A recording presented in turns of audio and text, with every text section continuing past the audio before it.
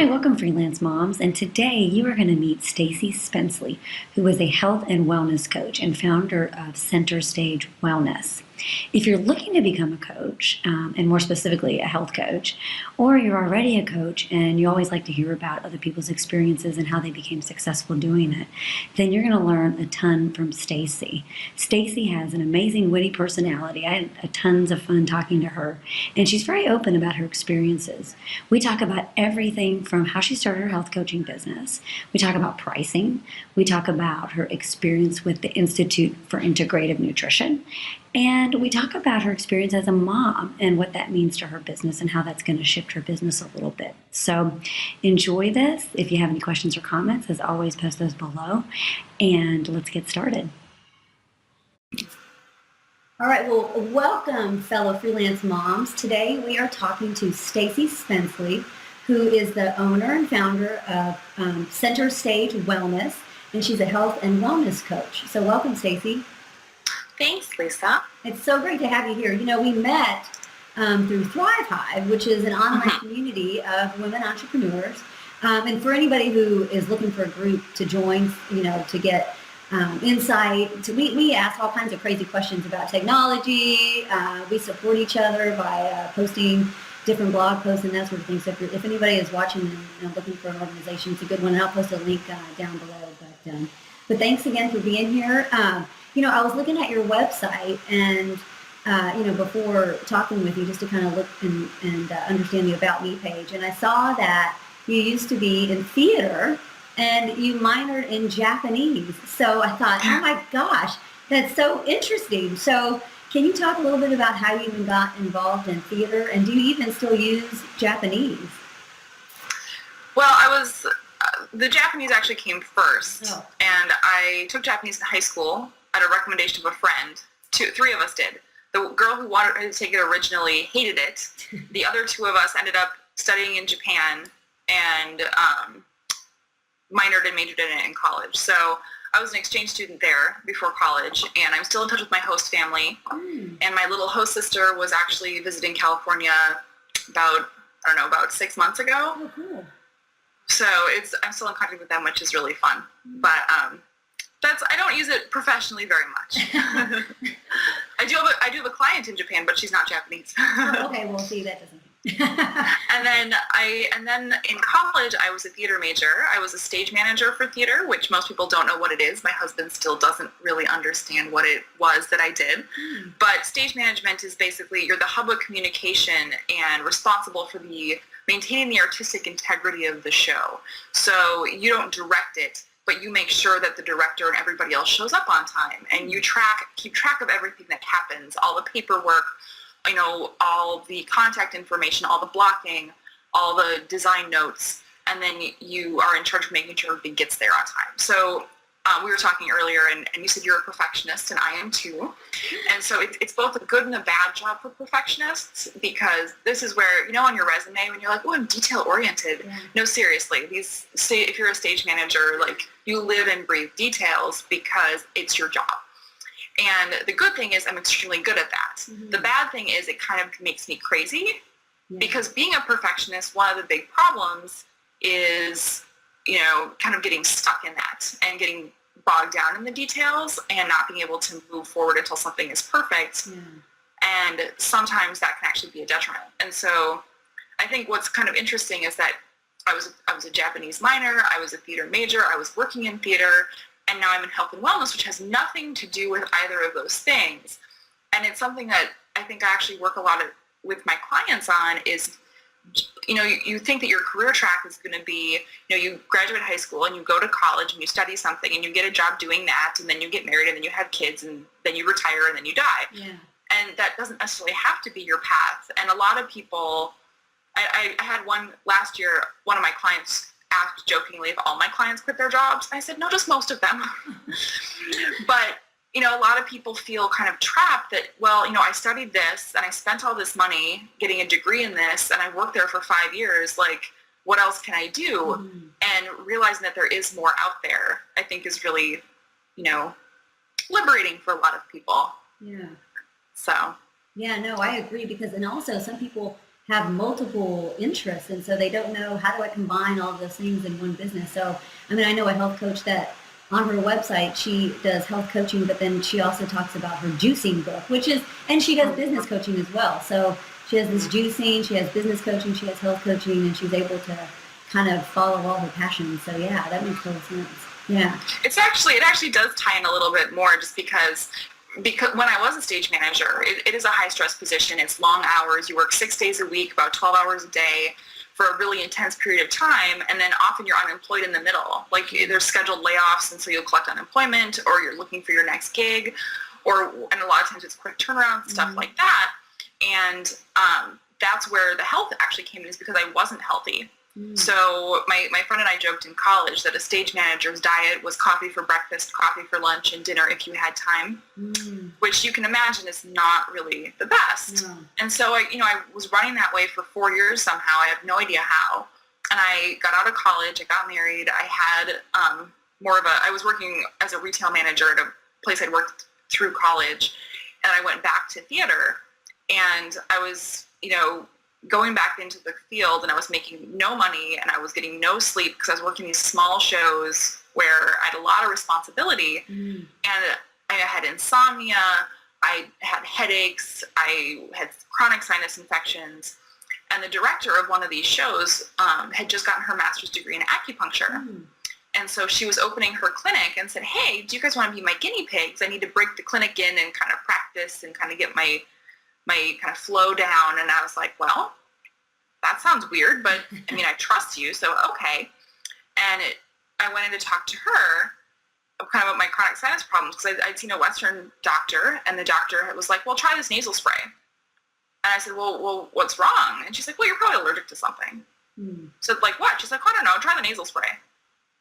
And one of the side effects of the nasal spray was sinus infections. Wow. And I was like, well, that seems silly. So I talked to this acupuncturist, and she explained this to me from a Chinese medicine perspective, which is holistic. And she's like, oh, here's some dietary recommendations, and you need to sleep more, and this, that, and the other. And here's, and I was like, what? Like, you actually care? And the appointment was an hour and a half for the initial session, which how long have you spent with a doctor ever? 14 minutes maximum? So, I mean, it was just such like a different approach. And it took me a long time to actually integrate the changes she'd suggested. But it took me three years to stop drinking coffee after she recommended it. Yeah. But I haven't had coffee in 2 years. And I don't have insomnia. I haven't had a sinus infection in 2 years. All these things. So the theater was actually, the position that I had in theater was causing me to have physical symptoms of illness. So when my husband and I moved to California from the Midwest a couple years ago, there were no theater jobs because we moved in the middle of the season. And so I was trying to figure out what I wanted to do. I was getting into food blogging, and I stumbled across this webpage for the Institute for Integrative Nutrition. And I was like, oh, that sounds cool. Because as a stage manager, I'm pretty bossy, and people come to me for advice a lot. Like they always have. And so I was reading about the program, and I was like, I really want to do this. And so I enrolled. I'm a perfectionist. I will research the crap out of everything. I found the website. I enrolled within 3 weeks. Wow, that's quick. Yeah, I never do anything that fast. I am not an impulsive person, and like spontaneity is not my forte. And I enrolled within 3 weeks, and it's a year-long program. And I started my business up about 8 months later.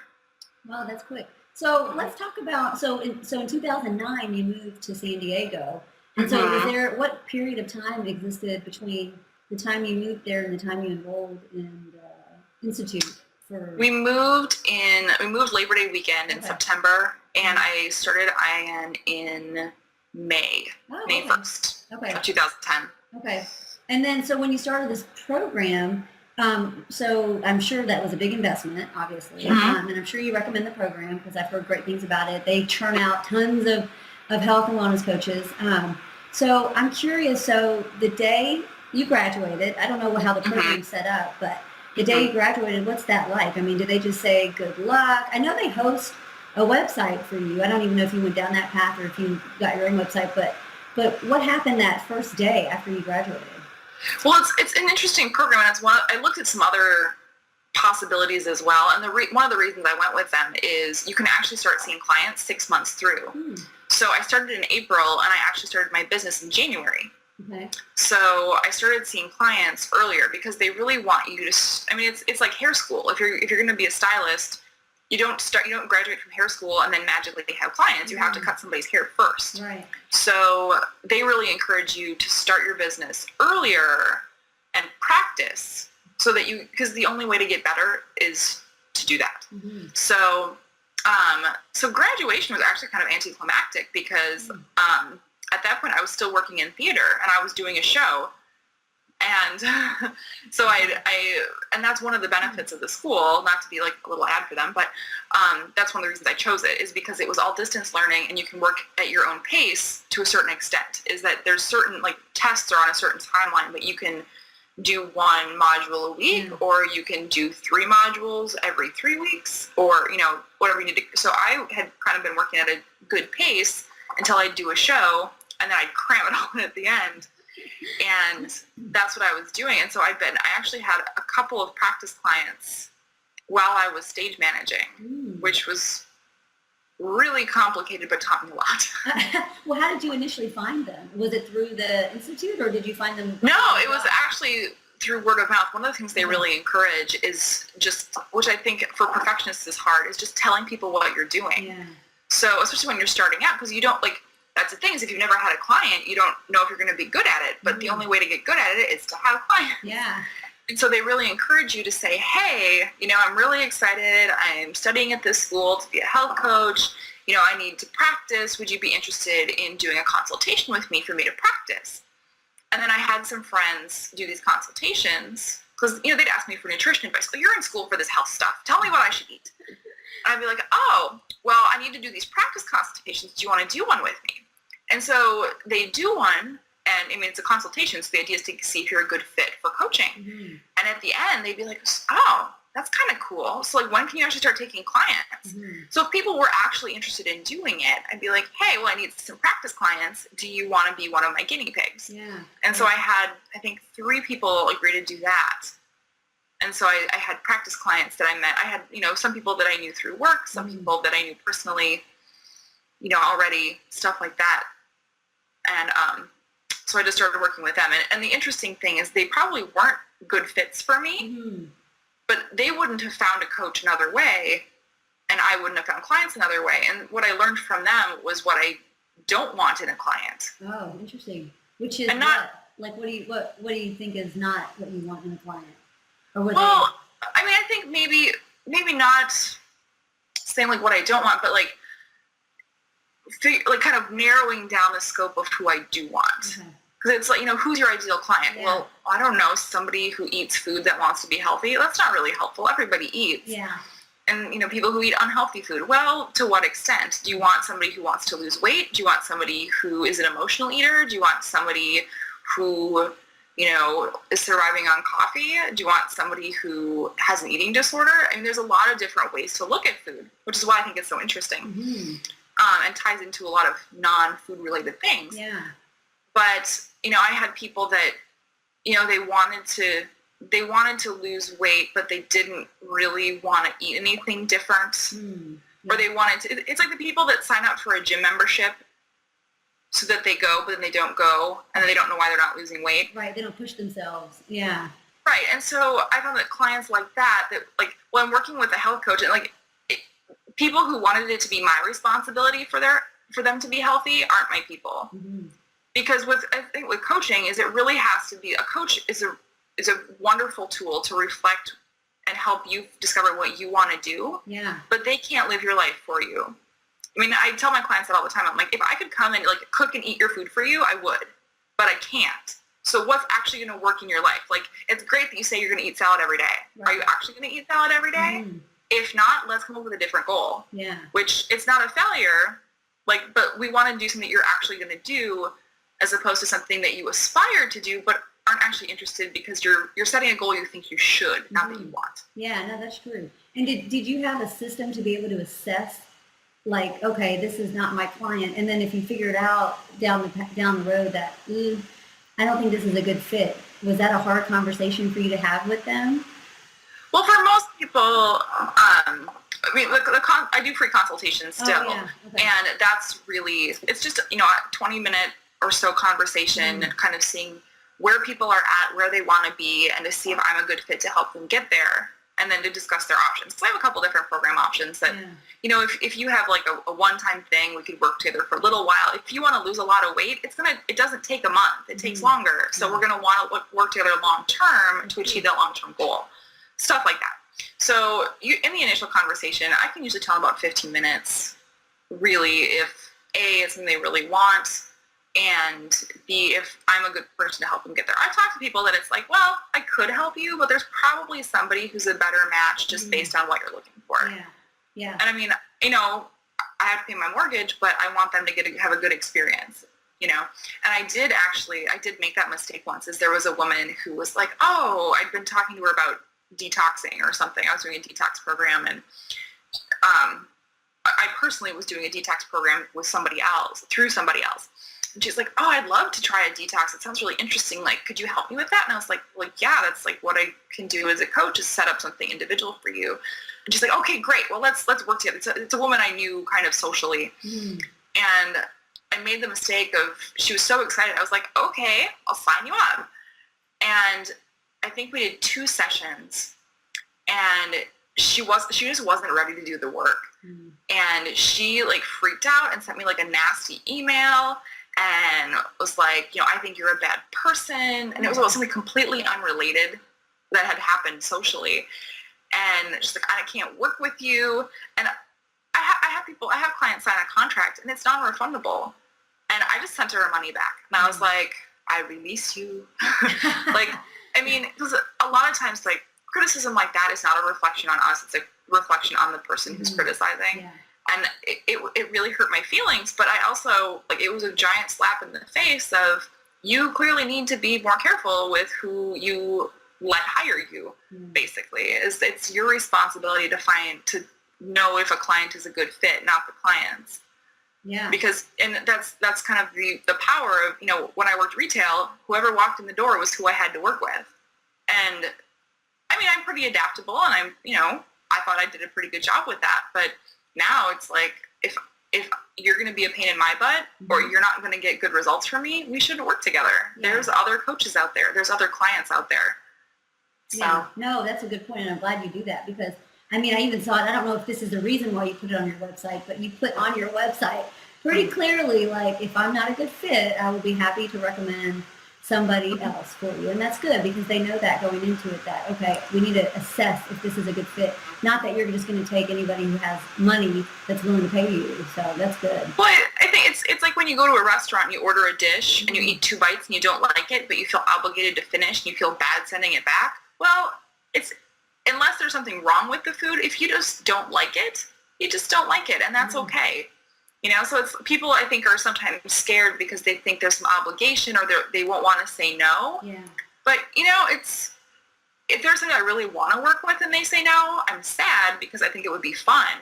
But if there's somebody that it's like, oh, I don't know, I'm like, great, go into the world and do what you need to do, and I'm gonna go over here and be fine. Right. So, like, I mean, again, if it's not going to be a good fit, it's not going to be a good fit the whole time. Mm-hmm. When they say I design client, any kind of freelance job is, or contract work, it's, if a client is a pain in the beginning, they're going to be a pain the whole way through. Yeah, no, it's true. It's true. So let's go back. So, okay, so you had these 3 clients that you were working with as a part of the program. So did you carry them on when you went out on your own? Because I know you said you started your business within 8 months. So did you have clients already when you incorporated, or when you started your business? What I did is, again, because I'm a perfectionist, for me, it was really important for me to, well, let me back up, is that, so I think when you're starting out, there's times you can work for free, but for me it was important to start charging people money to know how that felt. And I think, coming from a theater background in my, arts administration classes, if people make reservations for tickets, but they don't have to pay for them, people won't show up. Mm-hmm. If people have to pay for their tickets and they're non-refundable, people will show up. Yeah. So it's the same thing, is that if you're working with people for free, it's like, oh, well, again, there's no skin in the game. So if I don't show up, it's not a big deal because I don't lose anything. So when I took on those initial clients, even though I knew them, I said, I want you to pay me something for my time. And, I don't want you to pay me a lot because I'm still learning. You're actually helping me. But I want there to be some exchange of value to make sure that you're investing in yourself and you're investing in my time. Mm-hmm. So I charged them I don't even remember, $25 a month or, some pittance. Yeah. but they were paying for it. And for me, what it did is it gave me permission, because I charge a lot more than that now. Mm-hmm. But it gave me permission to not be perfect, because when I was starting out, the first client is terrifying. You're like, I don't know what I'm doing. Am I really, I hear this from so many new coaches. It's like, well, I'm not ready. And it's like, well, you're never really ready. The only way to get ready is to do it and see what doesn't work. And it's the same thing, again, like I said, with finding the right clients, is working with the wrong clients helped me figure out who the right clients were. Yeah. And that's how you found your ideal client. So but how did you get those people to pay you? Did you find them through network groups? Did you find them on at a bookstore? Those are the same people I talked about before. It was, just friends or coworkers that had expressed some interest. Because it's easy with the consultations, it was easier for me to frame it as homework. It's like, well, I have to practice these. And so people were like, okay, that was fun. Bye. Great. I did have to do them for homework, honestly. Mm-hmm. So if they expressed more interest, then I'd say, oh, well, at the end I'd be like, well, do you want me to keep you on my list so that when I start taking clients, I can email you? And they said, absolutely. Yeah. And so people were actually interested, because I think that's so important, is that I feel like when we start out, people think of marketing as being pushy. Mm-hmm. And I don't remember where I read this, but somebody says that, marketing isn't making people buy what they don't want. It's putting services in front of people who want them so they know that they're available. Mm. And there's a business coach who I love, Naomi Dunford, who says, if you're looking for jeans and the Gap sends you a catalog saying, we have jeans on sale, you're like, oh, hooray, I need jeans. Jeans are on sale. Yeah. If you don't need jeans, you're like, oh, I don't need jeans, but, oh, good to know. You don't say, oh my God, the Gap, I hate you for sending me an ad for jeans when I don't need them. You are so rude. I can't believe it. No, you don't need it right now, and it's okay. Mm-hmm.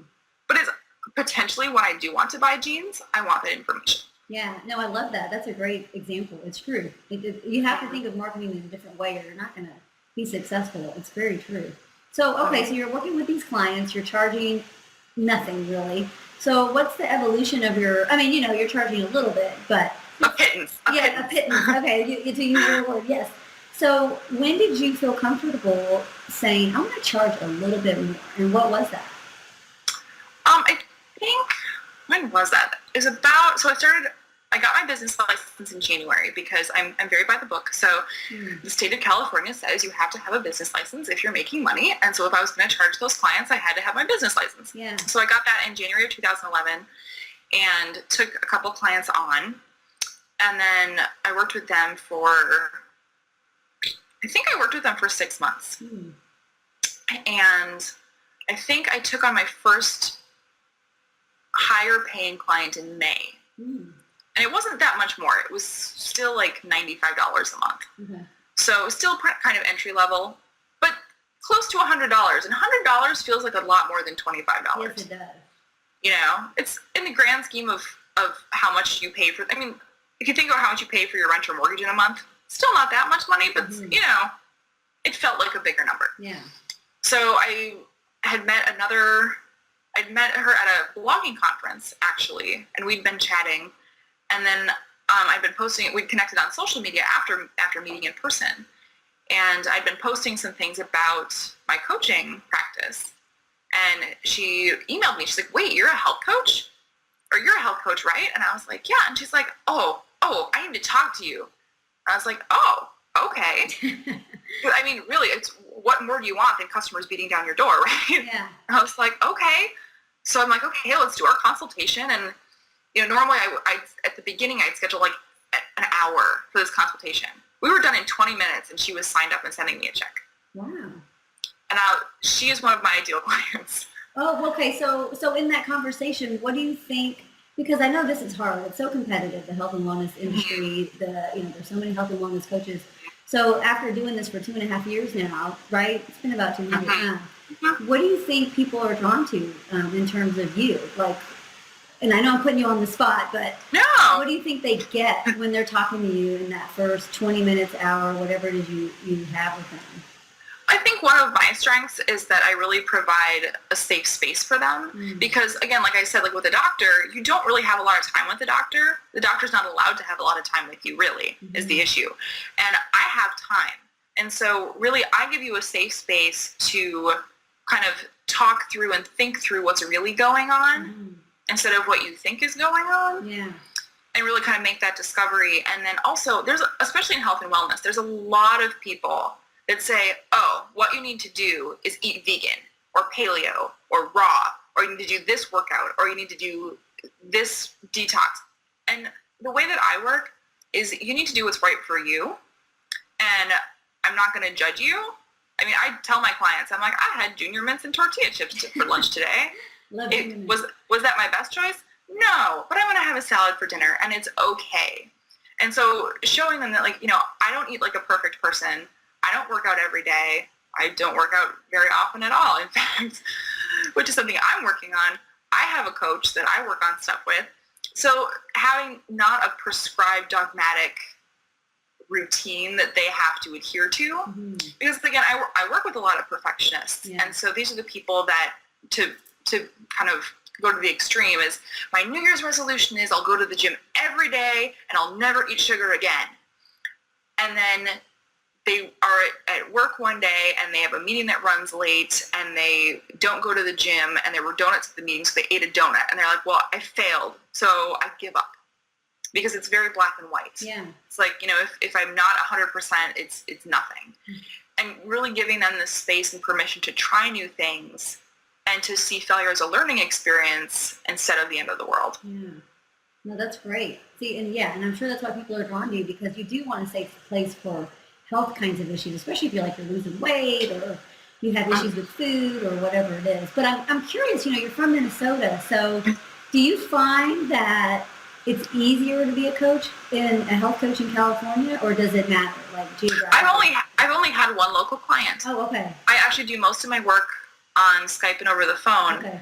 And so most of my clients are actually on the East Coast and in the Midwest. But do you find your clients in the Midwest are very different than the ones that you work with? Not really. No, because I think the common thread really is that people start out really overwhelmed. Because I think with health, again, like I said, there's so many approaches that we all know what we need to do to be healthier. We should all eat more vegetables and exercise more. Yeah. It doesn't sound hard, but we're not doing it. And so really a lot of our work is discovering, like when I work with clients, our work is discovering why you're not doing it and what will help you do it. And so I think, there's small things that are different. Like a client in Chicago in the winter isn't going to go running outside, whereas a client in California, it's like, it's 72 and sunny. Yeah. Sorry. But so, there's slight differences is that, seasonal eating can be different. And, if people start drinking green smoothies in the morning, I'll recommend different things because it's cold there versus, or dry or, different things for their temperament based on their best diet. Yeah. Stuff like that. But people-wise, I live in San Diego, which is so itinerant that most people we always joke that nobody's from San Diego. Like everybody here is from somewhere else. So it's a mix. That's how it is in Dallas, actually, where I live. It's and I tell people I'm actually from here. They're like, really? Oh, okay. Yeah. Well, okay, so that's great. So let's talk about your challenges, essentially, because that's, I think, really important. What would you say was the hardest thing for you to figure out when you were starting out? To figure out? This might not answer your question, so tell me if it doesn't. But I think the hardest thing for me was just doing it. Because if you're used to working for somebody, or there's, especially if you work at a company where there's a structure or a hierarchy or a checklist or requirements, you have a job description. Yeah. And my job description is do what needs to get done. And, you can delegate and hire things out, but you have to decide what that person's going to do too. And you're in charge of making all that structure yourself, which is really overwhelming sometimes, is because there's so many possibilities, and just kind of giving yourself permission to take action, because it's like, oh, I could do this and I could do that and I could do this. And yeah, you can. What are you actually going to do? And so, for me, especially like taking on those first few clients, it's like when I've coached coaches who have gone to my coaching school as well. And some of them, they graduated with me and hadn't had a client, and it had been a year since they graduated because they were just scared. And so, it's sometimes just taking that first step is the hardest thing. Yeah. Because I think when I launched my first group program, that was scary too, because it's like, so I can just sit down and write a group program and then make a little plan and sign people up and do it. Yeah. Like there's so few limitations. It's like, okay, well, when should I do it? I get Wednesdays. Wednesdays are good for me. Well, let's talk about that, because you do have programs. So some health coaches just offer the consulting piece. So why did you decide to offer actual group programs and all the different coaching programs that you have? I love doing group programs. I think I really excel doing one-on-one work, just because I'm very detail oriented. I'm not a big picture person. So, I read like Danielle Laporte and all these people, and I get like emotional agoraphobia. I'm like, oh my God, ideas are too big. Let me bring it back down. So, general examples don't help me that much, because I need it to be specific. And so that's something that I bring to my clients, is that it's not like, well, in general, people do. No, you will do well doing this. It sounds like, based on what you've said. So in that group programs, I still do a lot of individual attention in my group programs, but the biggest thing for me, the biggest benefit for me as a business, is that I can get more people in at a lower rate, so that it's not such a high price. Because one-on-one coaching, it's a lot of time for me, and so I need to charge people more than $25. Because, we might have, a 45 or 60-minute session, but I have prep time. I do a lot of research for my clients. I send them a lot of articles. I do a lot of email follow-up. So for 1 hour of coaching, it probably takes 4 or 5 hours of my time. And it's really my undivided attention. And now adding a baby to the mix is that it includes childcare. So whereas with a group program, I can have, 10 people at the same time benefiting from the same information. And I still give them one-on-one attention. And then I think the biggest benefit for them, other than the price point being better, is the community, because I will usually do like a private Facebook group for my group participants. And I try because I do individual consultations for the group programs as well, just to see if it's a good fit for them at the time. And I try to really build a good community. And I actually, at one point, I had a group, I had, partially filled, and I had an individual client I'd worked with previously, and I invited her to be a part of the group at a discount, because I was like, you'll just be such a good addition to the group, and I think you'll get something out of it, and I think the other participants would also benefit from. So a couple of people had some parallel experiences that I thought would really be beneficial for them to have that support of each other. And it was great, because one of my groups, they were all on the East Coast and Central Time, so I'd get up at 7:30 in the morning, and they'd already have solved each other's problems in the Facebook group. And I was like, you guys just keep on coaching yourselves. I'll be over here eating breakfast. Okay, so here's one thing I noticed about you. You have an awesome social media following, and it sounds like you're really involved, or it seems like, just from looking in, it seems like you are really involved in different communities, and you have lots of online friends and that sort of thing. So was that easy for you to develop? Because you've only been doing this for 2.5 years, so. Well, I started as a food blogger. Oh, that's right, the little Blue Hen. Yeah. Yeah, so I had this food blog starting in 2008, 2009, and I started it between shows, because as a stage manager, I'd work for like 6 to 12 weeks and then have 2 to 6 weeks off in between, and so I needed a hobby. So, I started a blog to kind of challenge myself to cook more challenging recipes. I've been a vegetarian for a long time, but I was not a very healthy vegetarian. I was, cheese, pizza, Doritos, and Coke are all vegetarian foods. So I I started this food blog and got involved doing that. And being the obsessive researcher and perfectionist that I am, I don't like not being good at things.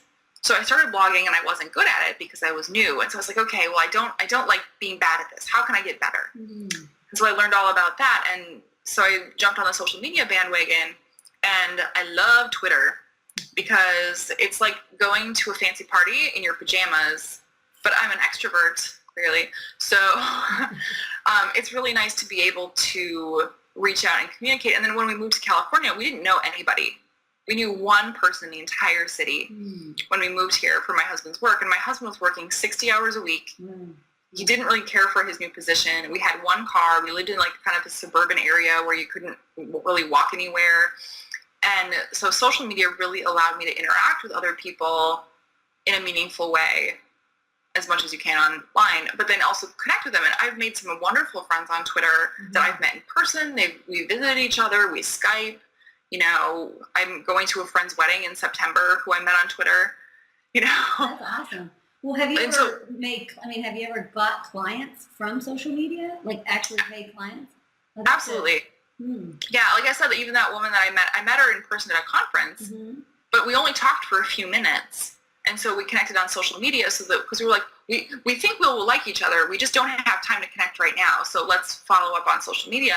And that's when she really contacted me. And I've also had people that, you know, somehow stumbled across my blog, probably from a recipe post, and, you know, have kind of connected and stuck with me, and then are like, you know what? I could really use some tweaking in my life. And, you know, I feel like we've communicated, I've left comments, we've emailed, I've tweeted with you. I feel like I know you.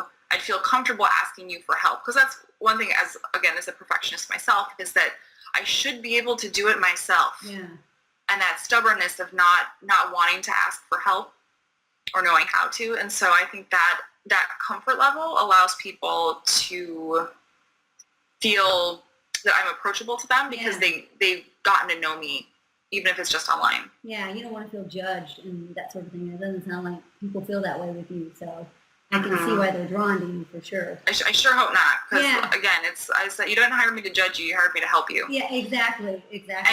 And you're busy judging yourself enough for both of us.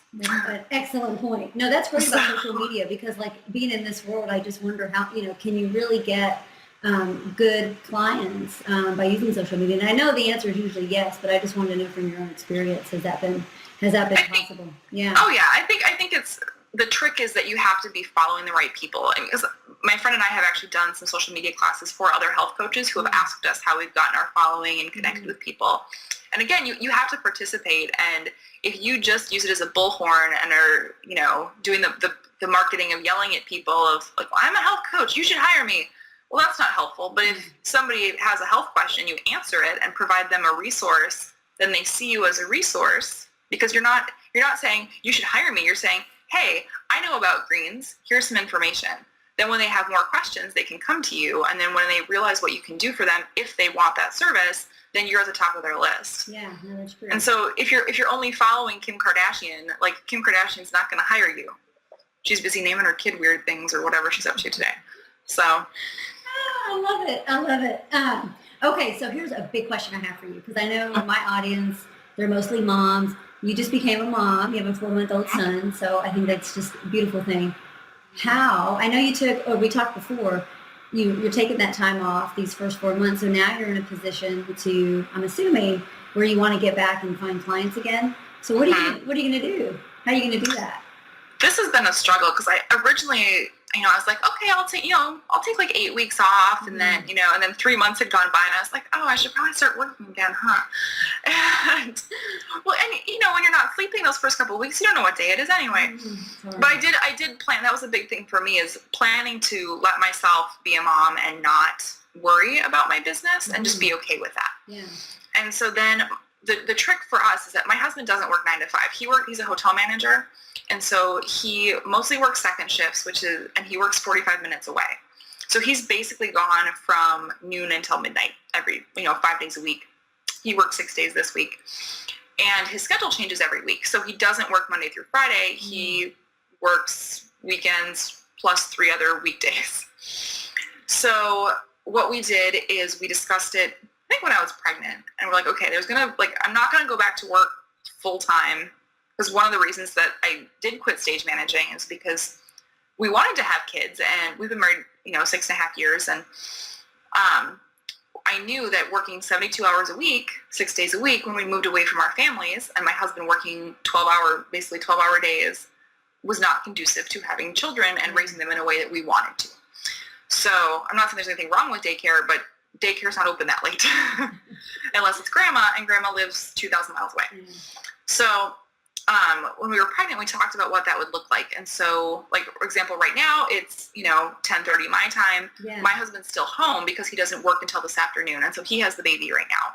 And then he arranged with his work to most weeks have a certain day off. So like Tuesdays is what we're going for. And so he'll have Tuesdays off.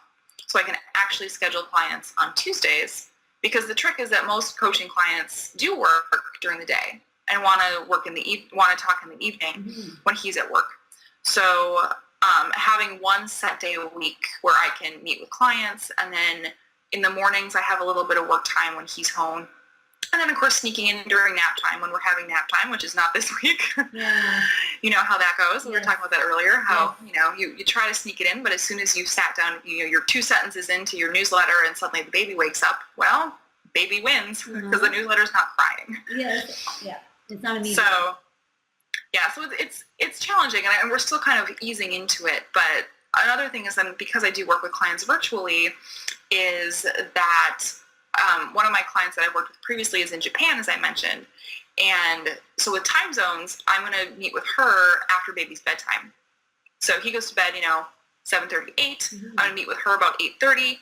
And, then he's usually, the minimum is about 3 hours then. So he's good at bedtime. So that I feel more comfortable than like, oh, he takes a nap at 2 in the afternoon. No, he sometimes takes a nap around 2 most afternoons. Yeah.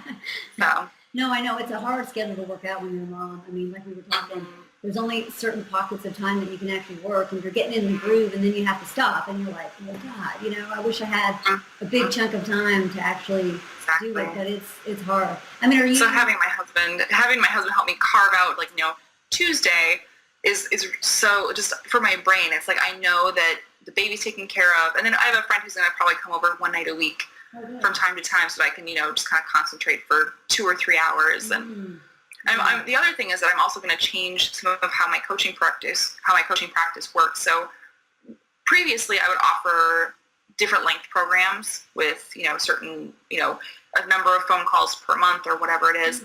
And so I'm going to start offering email coaching. And then I want to also package some of my content that I've done as group programs into like a self-study course. So with ebooks and with like audio and video components, so that I don't have to be anywhere at a certain time, and then people can work at their own pace. Yeah.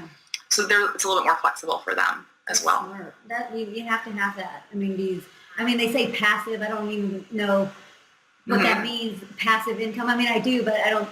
You're never passive. You still have to follow up with your customers. But something like that would probably be great in terms of absolutely, and actually having some income that's coming in based on the content that you already have. That's awesome. Okay, so if somebody is watching this, they're either in the Institute, they're taking education to become a coach. What would you tell them if they're thinking about this as a career path? What comes to your mind? Oh gosh. I guess one thing, I'm like, there's so many options. What becomes to my mind if you want to become a coach? And a health coach specifically. A health coach specifically. Yeah. I have a little Post-it note that I keep next to my desk here. It's right here. And it says, just because I can doesn't mean I should. And to me, what that means is, like, when I started out health coaching, I felt like there was a certain way that health coaches were, and that's how I had to be, and it's not true. And so when I first started working with clients, it's like, okay, well, I have to be like super nice and like really like cheerleadery, and that's not really how I am. And so I did a really interesting, I did Marie Forleo's B School, as a lot of people have, and one of her exercises, it's really terrifying, is you're supposed to email 25 people and ask them what they think your best traits are. And when I did this, I got at least 5 responses that said one of my best traits was being bossy. And all of them like clarified it as being like, no, like that's a good thing. Like you're good bossy. And so instead of, trying to be nicey nice and feeling really, really fake about it, instead I started kind of owning that. And I try to put it a little bit in my copy on my website, but it's a lot of the people I worked with. Actually, one of my local client that I mentioned was a former coworker from the theater and was a stage manager. And what I discovered with her, I felt this way when I was working in theater too. I spent so much energy managing everybody else that by the time I got home, I didn't have the energy to manage my own life. And so what I can provide for them is being that bossy voice, bossy in a good way, and saying, okay, this is what you just told me, so what are you going to do about it? So they don't have to have the pressure to think and figure out what they actually want. And so when I stopped trying to be what I thought I was supposed to be and instead took the idea of being a health coach and applied it to who I already am and felt more authentic and true to myself, everything got so much easier. Oh, wow. My marketing got easier, identifying my ideal client got easier, deciding what programs to run got easier, because I wasn't trying to operate as somebody else. And I worked with a client who's a coach, and this is the one who hadn't had a client yet because she was so scared. And so she got her first client. She was so excited, and she had her first session, and she's like, okay, well, but then like you send me all these links to like the good blog posts, and like I don't know. And I'm like, you don't have to. Like I do that because that's the kind of coach I am. Like I will compulsively recommend books and websites, and like I just I collect little information nuggets and spew them out at random times at any given point. And that's just that's one of my strengths. If that's not your strength, don't do that. Yeah. If like my husband and I did the 5 love languages test, which I have mixed feelings about, but I won't get into that. But for like, neither of us are big on gift giving. And there are some coaches who love sending like surprise gifts to their clients, and they love that. And I think it's a good idea, but it's just not something that jazzes me up. Like I think it's fun in concept, but I would rather, send you a book that I recommended, or, distill some things down, or just check in with you, or really, push you to do what you want to do, instead of expending my energy on these things that just like aren't as exciting for me. Yeah. That's brilliant advice. Seriously, I love that, because you do, when you want to be authentic, and you do, some people have images of what a coach is, what a business coach is, what a life coach is, that's like cheesy, whatever, but that's great. I think anybody who hears that will feel good about, I can be myself. I can coach the way I want to coach. And I think that's awesome. Okay. One tactical question, and then we're going to try to get done with this. Okay. So this is what I always try to ask one tactical question. So when I Googled your name, just, before the interview, I noticed your website comes up immediately. And a lot of people ask, well, how does that happen? Because that is great branding, I think, especially if your name is so important to your actual name of your business, if it's not your actual name, because your business is different than your name. So did you get that just with your link backs from being on other blogs, or did you purposely hire an SEO consultant to help you do that? Or? No, but it's all organic. So for me, my last name is Spensley, which if I don't spell it for you, you might not figure out. So I do own stacyspensley.com. Okay. So if you do type that in, it'll forward to my centerstagewellness.com site.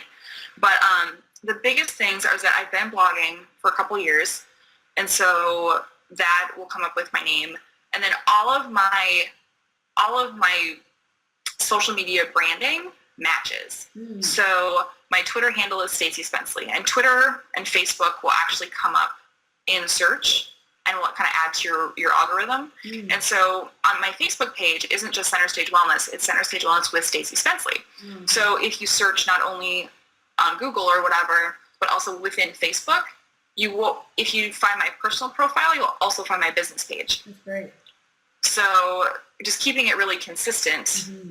And I think for so many people, like this is actually an interesting question, just because right now, having just become a mom, I'm getting a lot. I mean, with coaching, a lot of times you attract what you are. Mm-hmm. So I attract a lot of perfectionists who are struggling with the same things I've struggled with, because we were talking earlier about how you want somebody who's solved the problems you've had. Mm-hmm.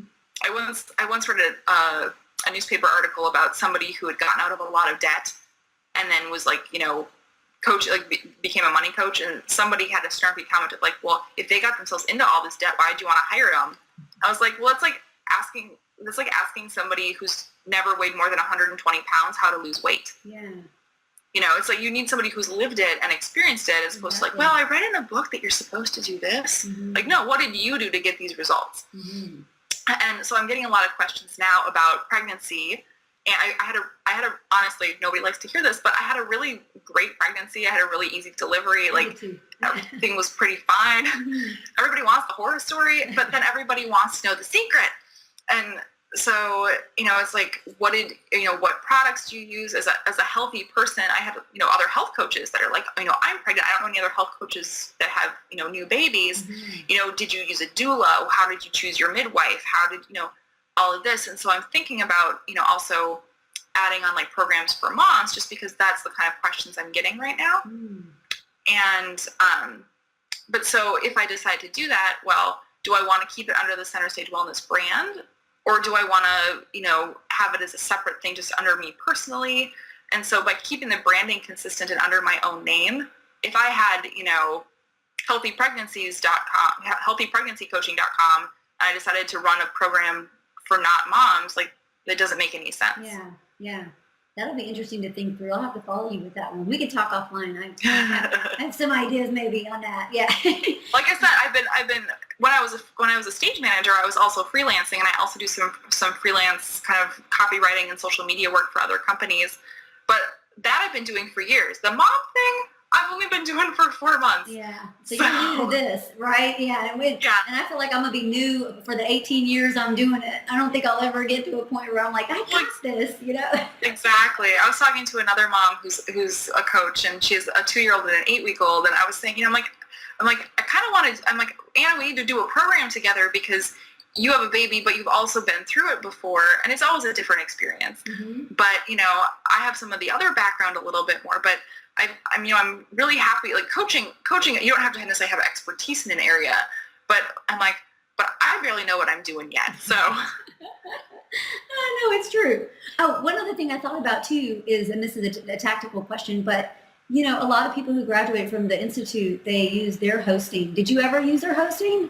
Or did you just automatically start your own website? They automatically give you one. Okay. And I think I technically used it because I hadn't decided on a business name yet. Okay. And so they also give you free business cards. And so I wanted to decide on my business cards. And so I just registered stacyspensley.com and forwarded it to that address, so I had something. Yeah. My friend Emily and I actually ended up doing a teleclass series on social media for health coaches where we talk about this. But basically, it's a really great benefit if you're working locally. Mm-hmm. My personal opinion is that those sites, and props to IAN for doing this, they're smart about their marketing. But the website is an ad for them. There's a lot of things you can't change. And so if you really want to set yourself apart, and you really want to, and you don't own the website, you can make changes to it, but it's not, you can't move it to another host. You can't change the format other than they have, different templates, but there's only so many. If you really want to step out on your own and make it unique, you're going to have to get away from it at some point. Mm-hmm. And if you're going to invest all the time in changing the website, you might as well start with your own. That's my 2 cents. Yeah, no, that's great.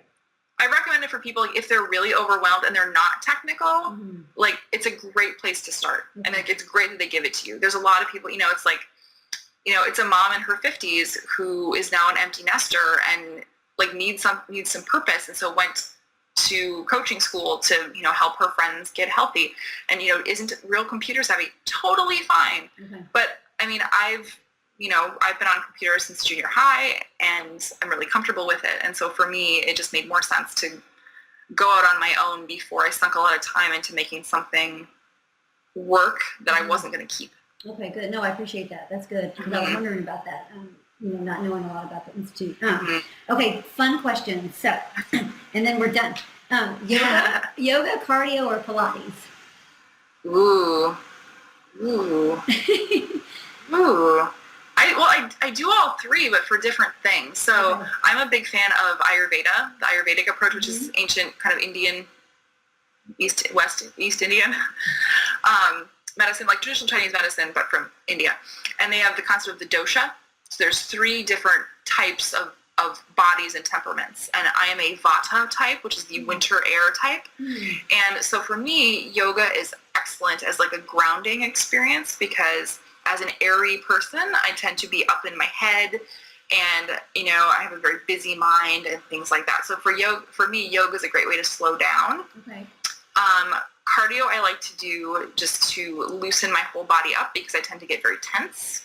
And then Pilates I love because it kicks your butt and you're like, I'm not working out. And then you're like, and I can't move. Yes, and you're sore. Exactly. And it's quick. That was like the only workout DVD I own is a Pilates DVD, and it has workouts from like 10 to 40 minutes. And so I love it. Like you can really squeeze in 10 minutes of intense workout, in your pajamas in your living room. And then you're like, oh, that was hard. Yeah, no, I know. My husband last night was doing a 7-minute workout. I need to go look at that. He was like, jumping up and down. But he was able to break a sweat. But okay, sleep or massage? Oh, man. Right now. Oh, that's not fair. I know, it's a tough one. So, my massage therapist is on vacation, and last night he's been sleeping better. Last night, 3 hours was our maximum, and it was like after 4 a.m. it was every hour. He was up this morning. So right now I just want a new body. So that answers that. Okay. Okay, sweet or salty? Sweet. Okay. I have a huge sweet tooth. Okay. And girly girl or tomboy? Tomboy. Tomboy. Not compared to my sister, but my friend and I used to go shopping together all the time, and we would joke that she would go to the pink side and I would go to the blue side. Oh, and my family, if you look at my website, my colors are blue and green. It's more of like an aqua, and my whole family and most of my friends call any shade of that aqua and teal, they call it Stacy Blue. Oh, and they'll say, oh, I saw the cutest shirt the other day. It was Stacy Blue and green. And that's so. Perfect. Well, blue's your favorite color, isn't it? Is that right? Yeah, okay. So that makes total sense. Well, this has been awesome. Thank you so much. I'm going to post all your information down below, so if anybody wants to reach you, they know exactly where to find you. They're going to know what programs you offer, how to get in touch with you. I know you're very approachable, easy to email, so if anybody has any questions, please email Stacy. I'm sure she'll be happy to answer your call. Absolutely. I'm on Twitter all the time because when you're feeding the baby, it takes 2 hands to do a lot of things. Twitter only takes 1 thumb on the smartphone. That's right. So reach her on Twitter, and I'll post that down below. So thank you, Stacy. Thank you, Lisa. It was really fun to talk to you. Okay, great.